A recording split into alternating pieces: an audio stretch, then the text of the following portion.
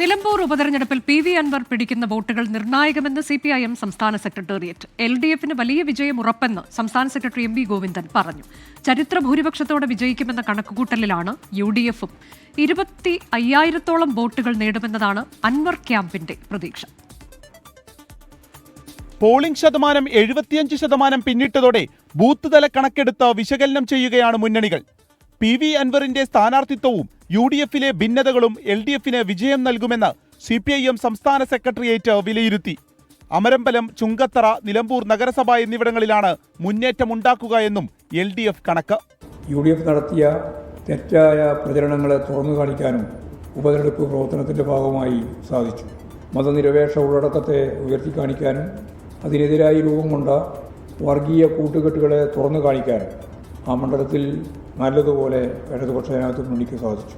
ഇപ്പോഴ് പോളിംഗ് കഴിഞ്ഞപ്പോൾ ഇടതുപക്ഷ ജനാധിപത്യ മുന്നണിക്ക് വലിയ രീതിയിലുള്ള വിജയം ഉറപ്പാക്കാനാവുന്നു എന്നുള്ളതാണ് വസ്തുത.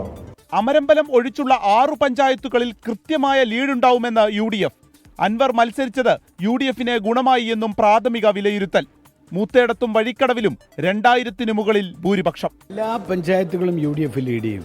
നിങ്ങളൊക്കെ പ്രതീക്ഷിക്കുന്നതിനേക്കാൾ അപ്പുറത്തുള്ള ഒരു ചരിത്ര ഭൂരിപക്ഷമുണ്ട്. LDFിൻ്റെ 1% വോട്ടുകൾ നമുക്ക് ലഭിച്ചിട്ടുണ്ട്. PV അൻവർ ക്യാമ്പ് 20,000 മുതൽ 25,000-ഓളം വോട്ടുകൾ വരെ പ്രതീക്ഷിക്കുന്നു. വഴിക്കടവ് പഞ്ചായത്തിൽ നിന്ന് 7,000 വോട്ടുകൾ വരെ. മൂത്തേടം, നിലമ്പൂർ നഗരസഭ, ചുങ്കത്തറയിലും കൂടുതൽ LDF വോട്ടുകൾ പിടിക്കുമെന്നാണ് അൻവറിന്റെ പ്രതീക്ഷ. മലയോര ജനതയ്ക്കപ്പുറമുള്ള വോട്ടുകൾ നേടാൻ കഴിഞ്ഞു എന്ന വിശ്വാസത്തിൽ BJPയും. തീർച്ചയായും ഞങ്ങൾ ആത്മവിശ്വാസം തന്നെയാണ്. ഒരു നല്ല പ്രതീക്ഷയാണ് ഞങ്ങൾക്കുള്ളത്. പോസിറ്റീവായിട്ട് ജനങ്ങൾ ചിന്തിച്ചു എന്ന് ഞങ്ങൾ കരുതുകയാണ്. എല്ലാ മേഖലയിലും, അങ്ങനെ പ്രത്യേകിച്ച് എടുത്ത് പറയേണ്ട കാര്യമില്ല, എല്ലാ മേഖലയിലും ജനങ്ങൾ ഞങ്ങൾക്ക് അനുകൂലമായി ചിന്തിച്ചു എന്നാണ് ഞങ്ങൾ വിശ്വസിക്കുന്നത്. 23-ാം തീയതി രാവിലെ ചുങ്കത്തറ മാർത്തോമ ഹയർ സെക്കൻഡറി സ്കൂളിൽ വെച്ചാണ് വോട്ടെടുപ്പ്.